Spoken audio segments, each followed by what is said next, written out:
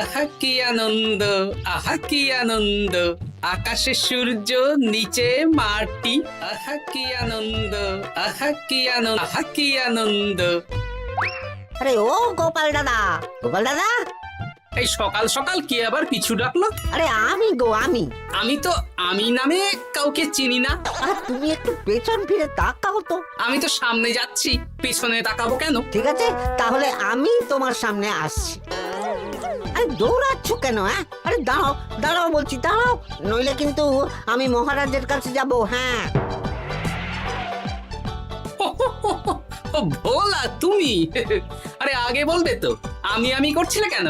একদম কথা ঘোরাবে না গোপাল দাদা। এবার বলো কি বলছি। দেখো, আমি তোমাকে আগের বছর 50 মোহর ধার দিয়েছিলাম। এ কি, তোমার তো মিষ্টির দোকান, ধার দিলে তো লোকে ছুরি কাঁচি ধার দেয়, আর তুমি মোহরে ধার দেওয়ার ব্যবসা শুরু করেছো কবে থেকে বলো দেখি? আবার কথা ঘোরানো শুরু করেছো? হ্যাঁ, আমি এবার কিন্তু সত্যি মহারাজের কাছে যাব।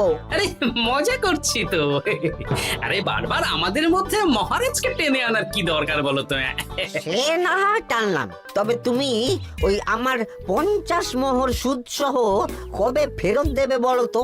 আর কিন্তু তোমার হাতে ওই 1 সপ্তাহ সময় আছে। হ্যাঁ, 1 সপ্তাহ মানে কতদিন ভাই? 7 দিন, 7 দিন। 7 দিন? আচ্ছা 7 দিন মানে কত ঘন্টা? 24 গুণ 7, মোট ওই 168 ঘন্টা। ও, অনেক সময় আছে।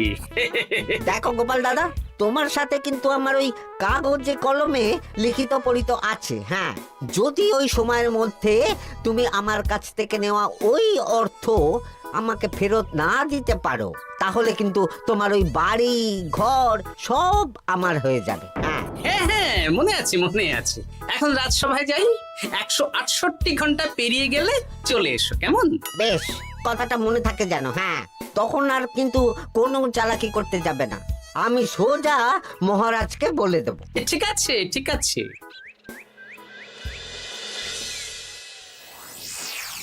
দেখুন মহারাজ, নিজের চোখেই দেখুন, সবাই হাজির, শুধু গোপাল ধা। সত্যি গোপাল ইদানিং আবার দেরি করে আসা শুরু করেছে। ওকে আচ্ছা করে ধোলাই দিন, তাহলেই চলে আসবে। কাজের কাজ তো কিছু করে না, শুধু বসে থাকে, তাতেও এই। যা বলেছেন মন্ত্রী মশাই।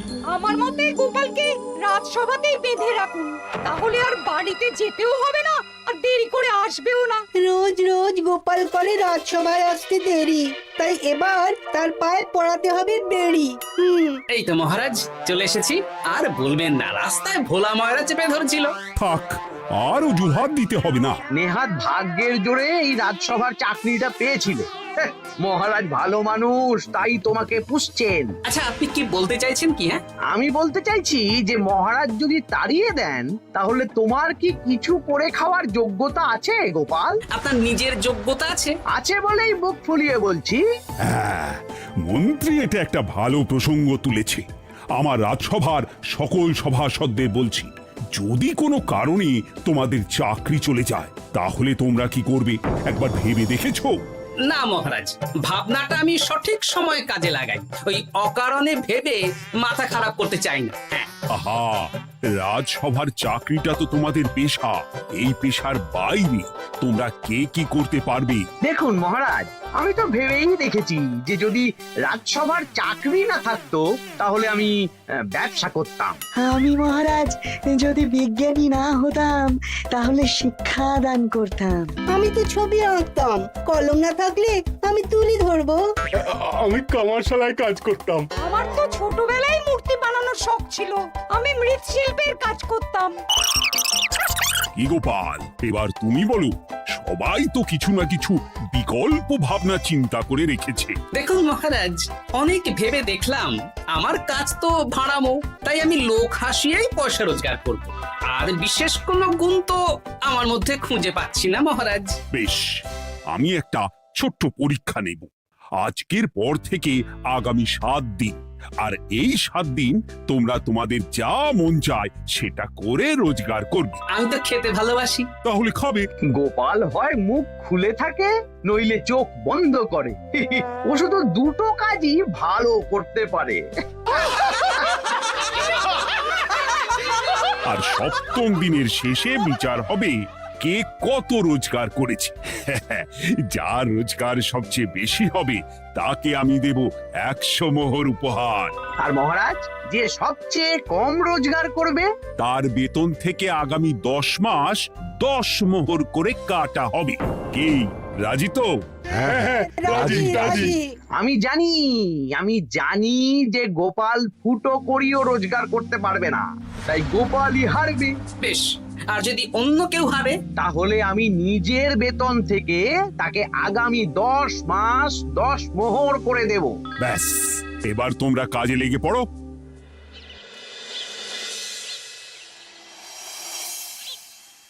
এ কি গিন্নি, আজকেও নিরামিষ? হ্যাঁ, আজকেও নিরামিষ খেতে হয়। হ্যাঁ, রোজই তো কিছু না কিছু একটা লেগে আছে তোমার। আমাদের পুরো শরীরটাই তো আমিষ। হ্যাঁ, তাহলে আমিষ খেতে বাধা কিসের বলো দেখি? বেশি তর্ক করতে হবে না বাপু, তা তোমাকে ডিম বানিয়ে দেবো। হ্যাঁ, না, আমি মানুষই। ঠিক আছে গিন্নি। আরে তোমাকে ডিম বানাবো বলেছি নাকি? আমি বললাম তোমার জন্য ডিম বানিয়ে দেবো। জন্যটা তো বলনি তখন। আরে তাড়াতাড়ি দাও, তাড়াতাড়ি দাও। এখন কদিন শুধু খাবো আর ঘুমাবো। 7 দিন ছুটি। ছুটি মানে? সেসব পরে বলবো গিন্নি। যাও গিয়ে ডিম সেদ্ধ বসাও।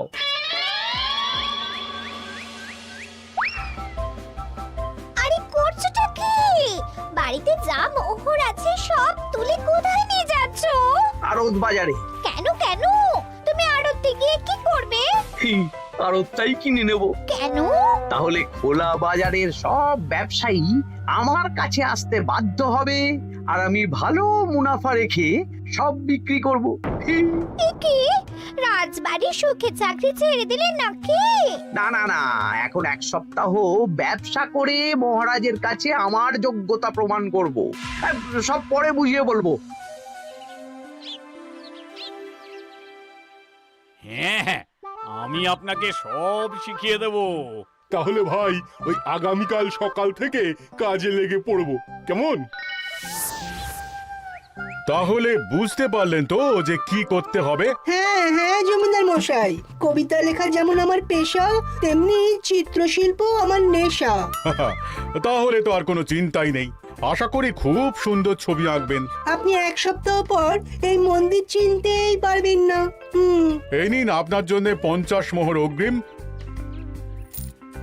মন্দিরের চিত্রকলা শেষ হয়ে গেলে আরো 50 মোহর দেব, ঠিক আছে? বেশ।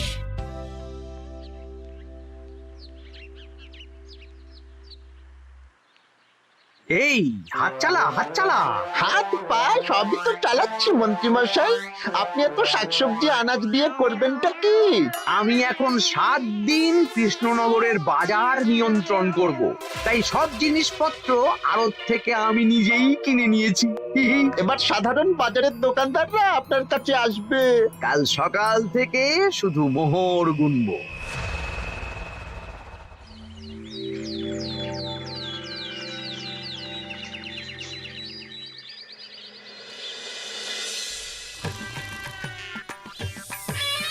আরে এত বেলা হয়ে গেল, আর কত পড়ে পড়ে তুমি ঘুমোবে? এত লম্বা ছুটি পেয়েছি, এখন তো বিশ্রাম নিতেই হবে গিন্নি। কিন্তু পুকুর ঘাটে গিয়ে তো আমি অন্য কথা শুনলাম। তুমি আবার কি শুনেছো? তোমাদের মহারাজ নাকি বলেছেন আগামী 1 সপ্তাহ তোমরা সকল সভাসদেরা ওই সকল সভাসদেরা নিজের ইচ্ছে মতো কাজ করে রোজগার করব। আমার কাজ তো ভাড়ামো করা, তাই ভাড়ামোর সুযোগ এলে সেটাই করব।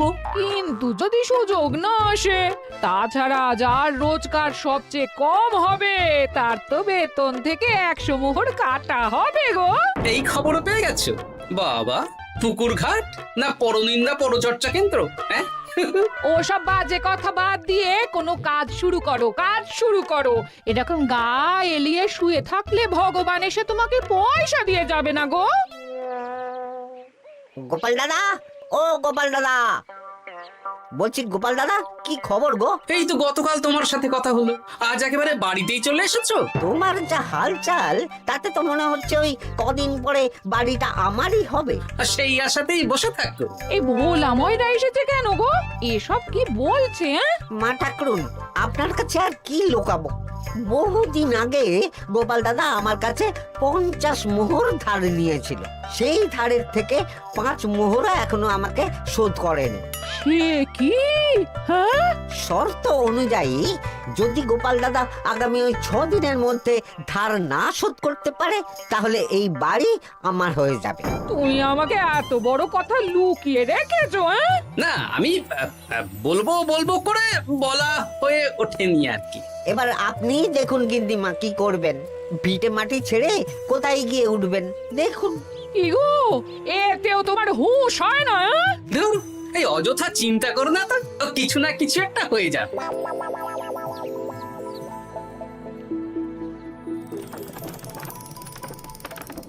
বাবা পণ্ডিত মশাই, আপনি তো এর মধ্যেই কাজ শিখে গেছেন। আমি তো ছোট থেকেই মাটির পুতুল বানাতে ভালোবাসতাম। বিভিন্ন দেবদেবীর মূর্তি নিজেই বানাতাম, তারপর পুজো করতাম।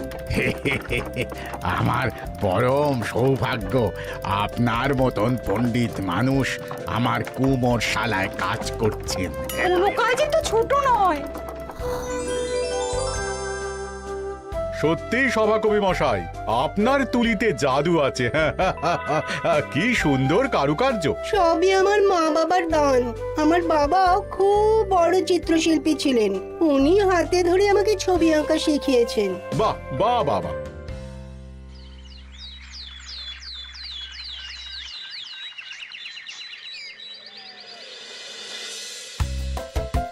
এই যে পুটি, আজকে তো একটা মজার জিনিস শেখাবো। কি জিনিস? নয়ের নামটা তো তোরা পড়েছিস, হ্যাঁ, বল তো। 9 একে 9, 9 দুগুণে 18, 3 9 27, 4 9 36। ঠিক আছে ঠিক আছে, এবার থাম। পুরো মুখস্থ। সে তো বুঝতেই পারছি। এবার মজার জিনিসটা দেখ। 9 কে 9, 9 দুগুণে 18, 18 মানে কি? 1 10 8। হ্যাঁ, এবার 1-এর সাথে 8 যোগ কর, কত হয়? 9 3 9 কত? 27। 2-এর সাথে 7 যোগ করলে কত হয়? 9 36-এর 3-এর সঙ্গে 6 জুড়লে 9। আরে বাস, দারুণ তো। হ্যাঁ, হ্যাঁ। সত্যি বিজ্ঞানী মশাই, আপনি কি সুন্দরভাবে পড়া বোঝান। এটা তো আমার নেশা।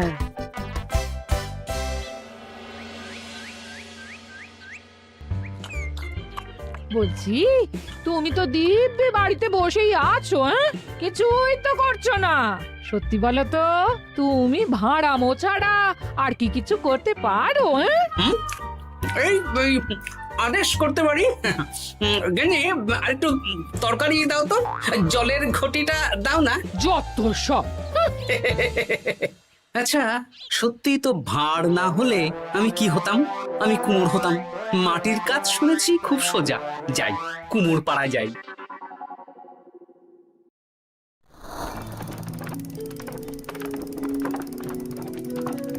আমার কি সৌভাগ্য, রাজসভার দুজন সভাসদ আমার সঙ্গে কাজ করছে।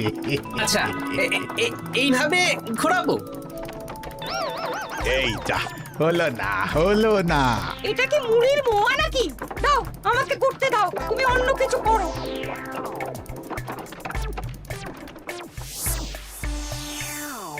বলো গোপাল দাদা, কি দেবো? মুড়ির মোয়া, তিলের নাড়ু? আমি কিনবো না গো, বানাবো। হ্যাঁ, কি বানাবে? ওই মুড়ির মোয়া। কদিনের জন্য আমার একটা কাজ দরকার, বুঝলে? তা বেশ, তাহলে এসো, এই পিছনেই আমার কারখানা। গুড় মুড়ি সব রাখা আছে, বানাও। এই দেখো, এই যে গুড়ের হাঁড়ি আর ওই যে মুড়ির বস্তা, এবারে বানাও। বেশ, আমি তবে সামনে দোকানটা সামলাই।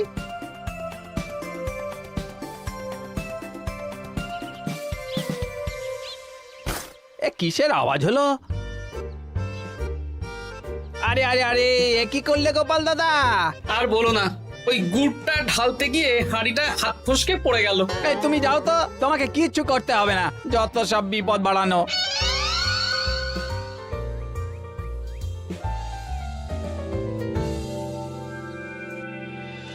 তোমার দ্বারা কিছুই হবে না। হ্যাঁ, সত্যি তো, আমার দ্বারা যে কিছুই হবে না গিন্নি। তাহলে তুমি করবেটা কি? এমন করে বলো না গিন্নি, সবারই খারাপ সময় যায়। আর খারাপ ভালো, যে সামান্য মুড়ির মোয়া বানাতে পারে না তার মুখে এসব মানায় না, মানায় না। এদিকে বাজারে সবজির দাম হু হু করে বেড়ে গেছে। তাই নাকি? বলি তুমি জানবে কি করে?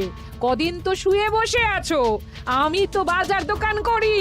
মন্ত্রী মশাই এখন আড়ত সামলাচ্ছেন আর সাধারণ বিক্রেতাদের চড়া দামে বিক্রি করছেন। হ্যাঁ, ও বেটা জীবনে শোধরাবে না। উনি তো তাও ছলে বলে রোজগার করছেন গো।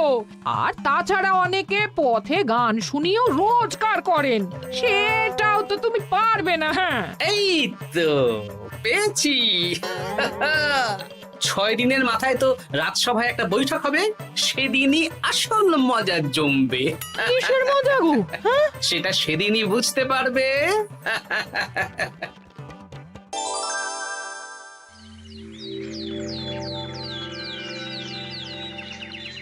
তারপর বলো, আজ তো ষষ্ঠ দিন, আজ অবধি তোমরা কে কত কত রোজগার করেছো? মহারাজ, আমি এখনো অবধি 200 মোহর। বাহ বাহ বাহ!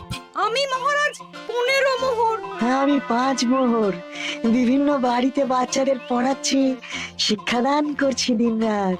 সেনাপতি, আমি 10 মোহর পেয়েছি, আরো পাবো। আমি 50 মোহর অগ্রিম পেয়েছি, আরো পাবো আগামীকাল। বাহ বাহ বাহ! সবাই তো ভালোই রোজগার করেছো। আর গোপাল, তুমি বলো। মহারাজ, আমি এখনো অবধি কোনো রোজগার শুরু করিনি। আমি আগেই বলেছিলাম গোপাল একটা কানা করিও রোজগার করতে পারবে না।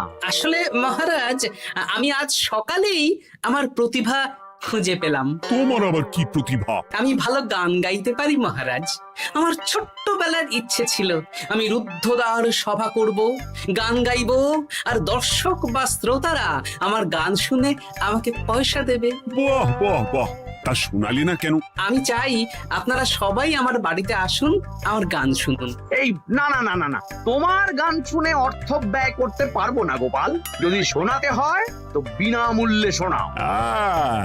তুমি ভেবেছো কায়দা করে গান শুনিয়ে রোজগার করবে? সেসব চালাকি কিন্তু চলবে না। না মহারাজ, আমার গান শুনতে আসার জন্য একটা কানা করিও খরচ করতে হবে না। আমি বিনা পারিশ্রমিকে গান শোনাবো। বেশ, তাহলে কবে শোনাবে বলো? এখনই চলুন, শুভস্য শীঘ্রম। আবার যেতে হবে কেন? এখনই শোনাও। আমার আবার নিজের বাড়ি ছাড়া প্রতিভা বিকশিত হয় না। বেশ তো, এই কদিন টানা কাজ করেছি, তোমার গান শুনে মনটা যদি ফুরফুরে হয়ে যায় ভালো তো। চলো গোপাল। আসুন আসুন, সবাই ভিতরে আসুন, আসন পাতা আছে, সবাই বসুন। নাও, এবার গান শুরু করো। দাঁড়ান মহারাজ, আমার গান আমি বাইরের লোককে শোনাতে চাই না। কু কু বাবা, আবার কোকিলের মতন আওয়াজ করছে। কু।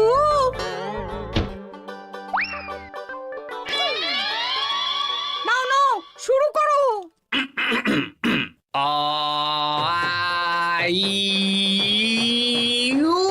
ওরে বাবা রে বাবা! আরে এত চিৎকার করছো কেন? থামো থামো থামো! এটা ভালো লাগছে না, অন্য গান শোনাচ্ছি তাহলে। আকাশে মেঘে বাতাসে বায়ু, জ্যোতিষী বলেছে আমার 100 বছর আয়ু। আরে থামো থামো, আরে কান ঝালাপালা হয়ে গেল। না, থামতে আমি পারবো না, গান শুনতেই হবে। ওরে ওরে বাবা রে বাবা, এই কানে তালা লেগে গেল, আমি পালাই। পালাতে পারবেন না, বাইরেও তালা দেওয়া আছে। বাইরে তালা খুলতে বলো। বাইরে বেরোতে হলে প্রত্যেককে 100 মোহর দিতে হবে। আমরা তো আগেই বলে দিয়েছি, তোমার গান শোনার জন্য কোনো পয়সা দিতে পারবো না। এটা তো গান শোনার জন্য নয়, বাইরে যাওয়ার জন্য। আমার গান শুনতে আসার জন্য কোনো অর্থ লাগে না, গান শুনে বাইরে বেরোতে গেলে অর্থ লাগবে। জনপ্রতি 100 মোহর মাত্র। কি জ্বালাতন! হয় দিন, নইলে আবার শুরু করছি। থামো থামো।